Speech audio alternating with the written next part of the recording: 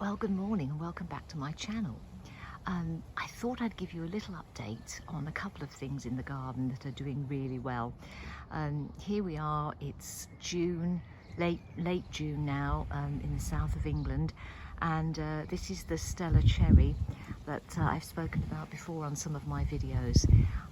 This tree now is well about 30 years old, about 16 foot high, and is a regular cropper of the most fantastic eating cherries.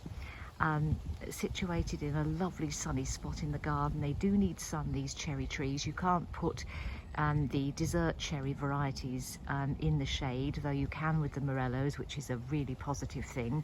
You can grow your morello cherries in north-facing aspects and they do really well. But if you want a lovely dessert cherry that you can eat straight off the tree, then I highly recommend the variety Stella. As I say, this tree is well over 3 decades old now, and she's coming into fruit. Has the most gorgeous blossom in April, and is followed a few weeks later by these cherries. Not strictly speaking ready till the beginning of July, but I've already started to eat these. I mean, they're absolutely laden. I would think we're talking pounds and pounds of them. I mean, look at this here. They're just unbelievable.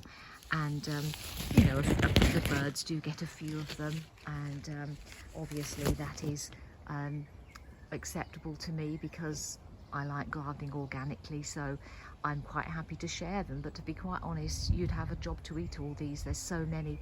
It goes right up to the sky, and we're in a small suburban garden here, so it also provides a wonderful amount of privacy and shade, and also it provides a beautiful backdrop to the garden because it has a lovely open structure, and then as the tree gets laden in fruit, the branches become heavy and drapes down in a rather like a weeping willow fashion. As I'll show you just over here, you can see just here a lot of the branches are so heavily laden at the bottom that they're only a few feet from the floor. But it is absolutely lovely. I like the leaves as well. They're very nice. They're a lovely deep green colour, and this tree needs absolutely nothing doing to it at all. We don't feed it. We very rarely prune it. If you do prune it, make sure you only do it after it's fruited. Don't do it in the winter because you'll kill the tree. They have to be done in the summertime, otherwise you'll end up with the tree getting diseased and then ultimately dying. So really low maintenance tree, but you know, you can eat the cherries. You can, if you don't even like cherries, I mean, it's just such a beautiful sight to see these right up to the sky.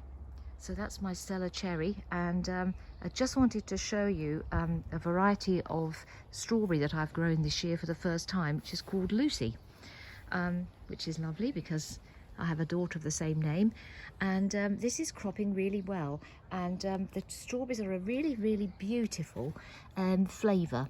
If I can show you just here what they're like, they're absolutely lovely.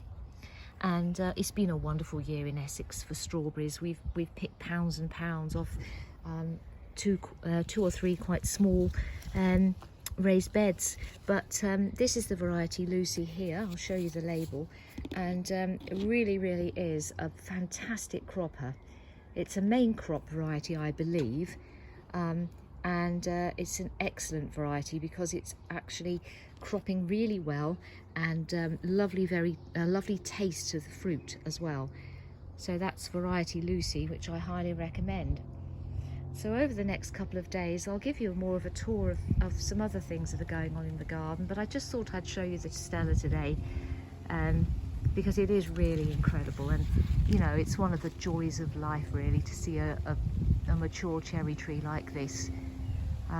They do take a long while to establish, obviously, to get to this height. I have one that's about 10 years old just next to it, a few feet away, which is a different variety. This one is Summer Sun, but it's, as you can see, it's already well above the fence, and you know, not that far off. So within 5 to 10 years you'll have a sizable tree. This one doesn't crop as heavily yet as perhaps Stella does, but it's still doing very well. and you can see from its clusters here, there's not much to grumble about, is there? So I highly recommend dessert cherries, especially if you live in a warm part of the United Kingdom.